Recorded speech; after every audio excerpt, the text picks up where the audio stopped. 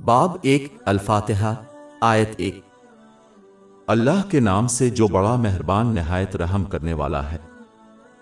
حقیقت یہ ہے کہ یہ آیت اللہ تعالیٰ کے نام سے شروع ہوتی ہے، اس بات کی طرف اشارہ کرتی ہے کہ قرآن کریم جیسے اسلامی علم تک اللہ تعالیٰ کی خوشنودی کی نیت سے پہنچنا ہے، یعنی اللہ تعالیٰ کو خوش کرنے کے لیے اسلامی علم حاصل کرنے اور اس پر عمل کرنے کی نیت کرنی چاہیے۔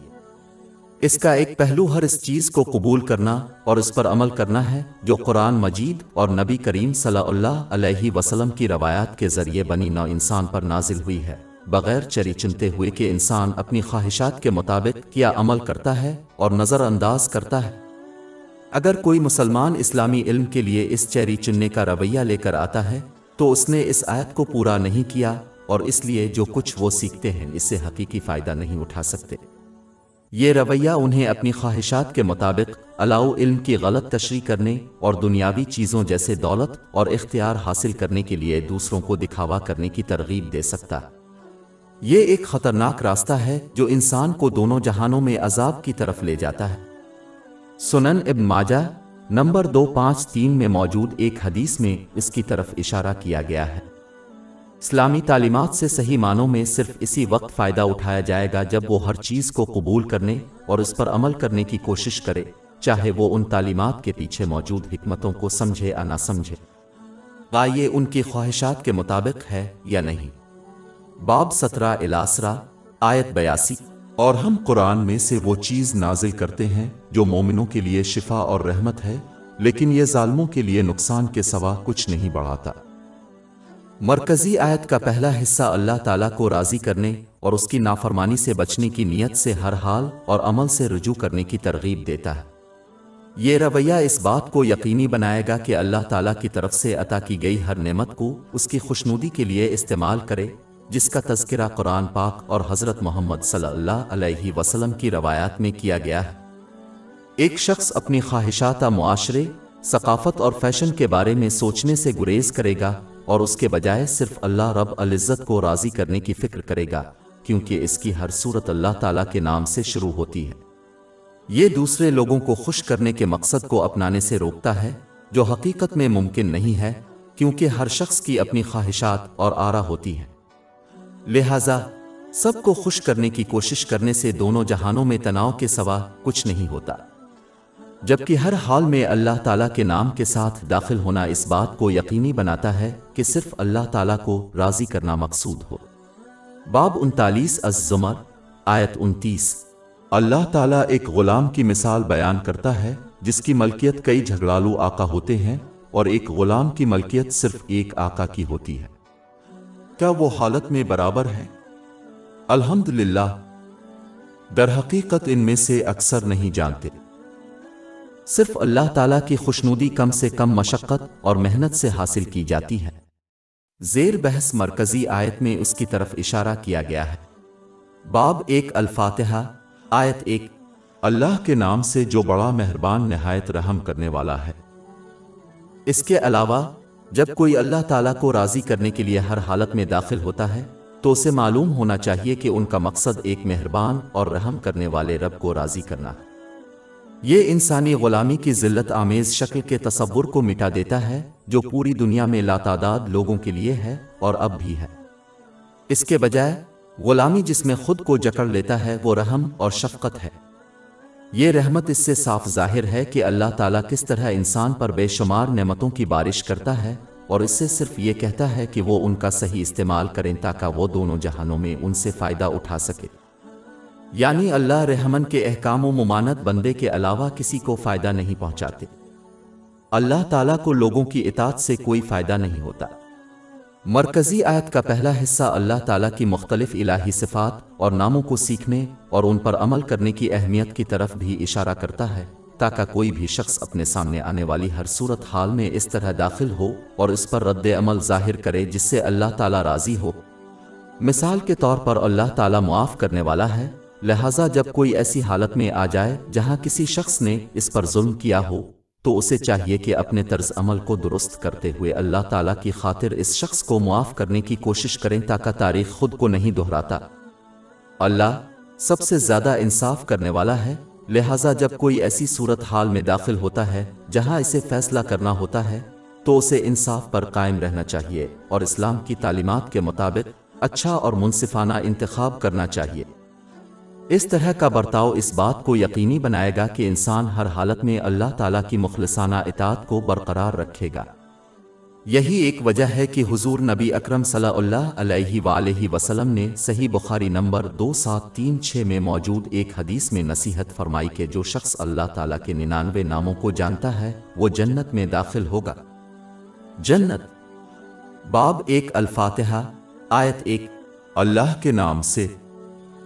آیت کا یہ حصہ بنی نوع انسان کے مقصد کی طرف بھی اشارہ کرتا ہے، یعنی اللہ تعالیٰ کی مخلصانہ اطاعت کو برقرار رکھتے ہوئے ہر حال میں داخل ہونا۔ باب 51 ذریات آیت 56 اور میں نے جنوں اور انسانوں کو اس لیے پیدا نہیں کیا کہ میری عبادت کرے۔ ایک مسلمان کو یہ سمجھنا چاہیے کہ ان کا مقصد چند فرضی فرائض سے آگے بڑھتا ہے، جیسے کہ روزانہ کی 5 فرض نمازیں جس میں دن میں صرف 1 گھنٹہ سے بھی کم وقت لگتا ہے، لیکن اس میں ہر لمحہ، سانس اور اس کی صورتحال شامل ہے۔ اللہ سبحانہ و تعالی کی مخلصانہ اطاعت کو ہر حال میں برقرار رکھنے میں ناکامی ان نعمتوں کو استعمال کرتے ہوئے جو اس کی رضامندی کے لیے دی گئی ہے۔ یہی وجہ کہ بنیادی فرائض کی ادائیگی کرنے والے مسلمان آج بھی ذہنی سکون نہیں پاتے۔ یہ دنیا کیونکہ انہوں نے ذہنی سکون حاصل کرنے کے لیے درکار شرائط پوری نہیں کی۔ باب 13 الرعد آیت 28 بلا شبہ اللہ کے ذکر سے دلوں کو سکون ملتا ہے۔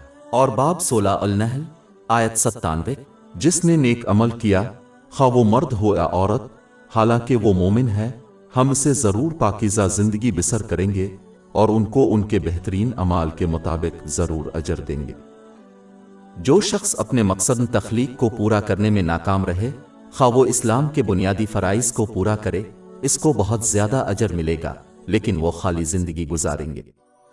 وہ اس گلدان کی مانند ہوں گے جو باہر سے خوبصورت لگتی ہے لیکن اندر سے خالی اور کھوکھلی ہے۔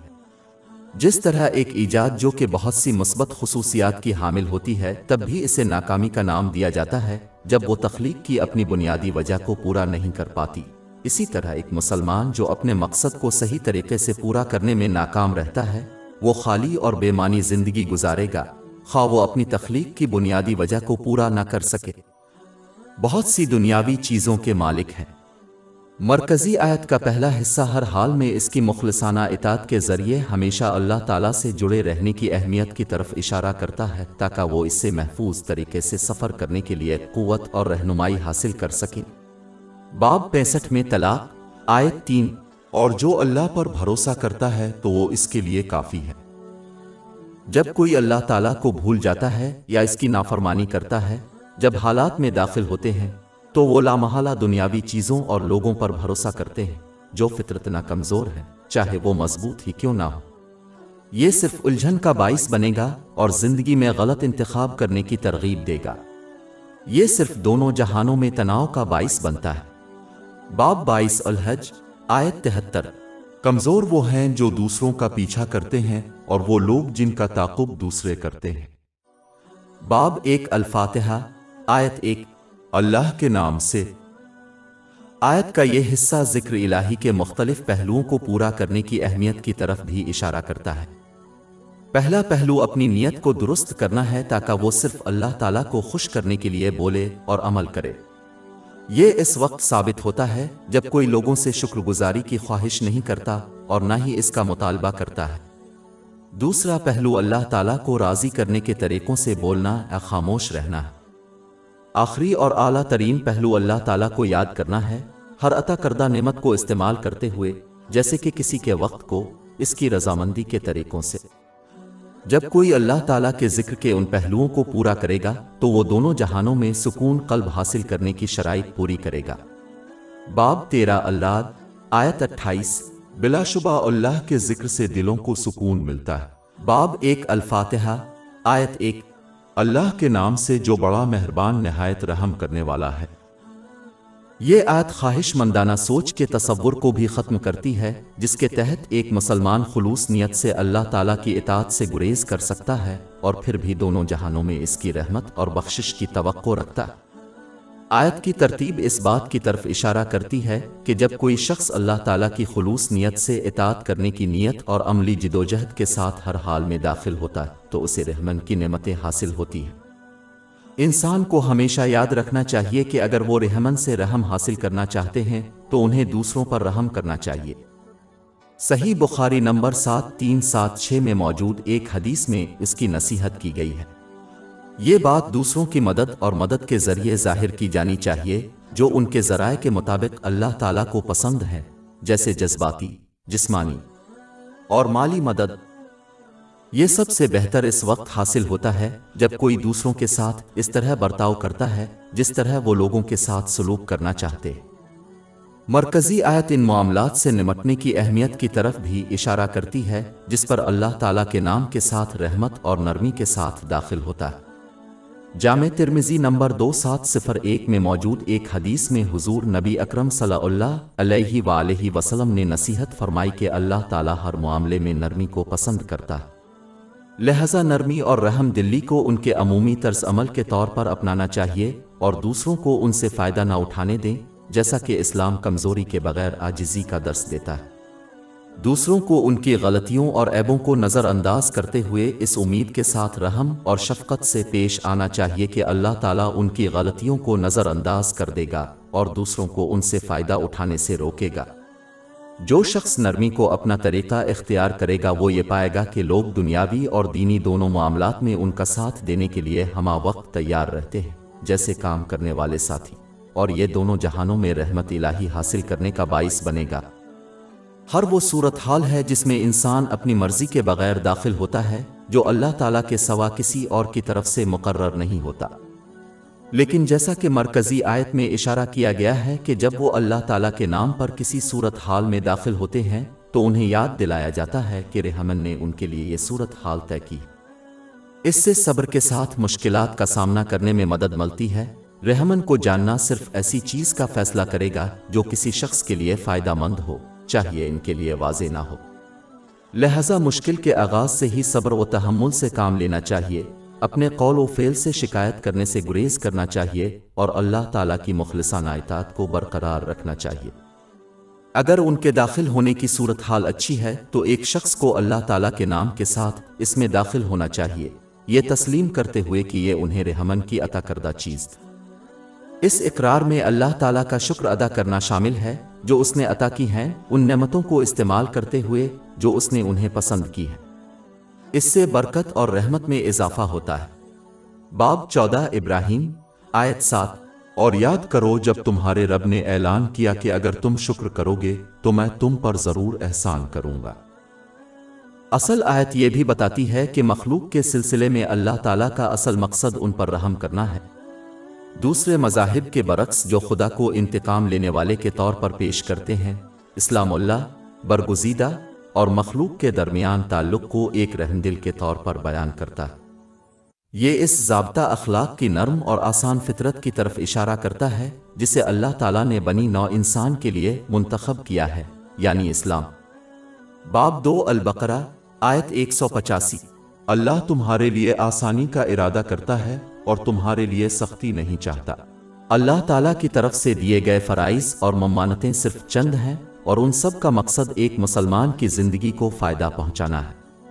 جو شخص اس حقیقت کو سمجھتا ہے اور اس لیے اسلام کی تعلیمات پر عمل کرتا ہے وہ دونوں جہانوں میں رحمت اور آسانی کی زندگی پاتا ہے، خواہ اسے راستے میں تھوڑی سی مشکلات کا سامنا کرنا پڑے۔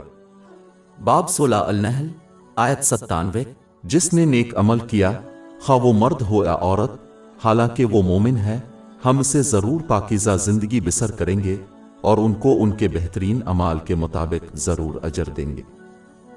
در حقیقت جب کوئی اسراء میں کوشش کرتا ہے اور اللہ تعالیٰ کے نام کے ساتھ ہر حال میں داخل ہوتا ہے تو وہ دیکھتا ہے کہ رحمن ان کے لیے آسانیاں پیدا کرتا ہے۔ باب 92 اللیل آیات 5-7 جو شخص اطاعت کرتا ہے اور اللہ سے ڈرتا ہے اور بہترین اجر پر یقین رکھتا ہے ہم اسے آسانی کی طرف آسان کر دیں گے۔ ہماری ویب سائٹ www.sheikhpod.com پر 400 سے زیادہ مفت ebooks, audio books, infographics, podcast اور بلاگ دستیاب ہے۔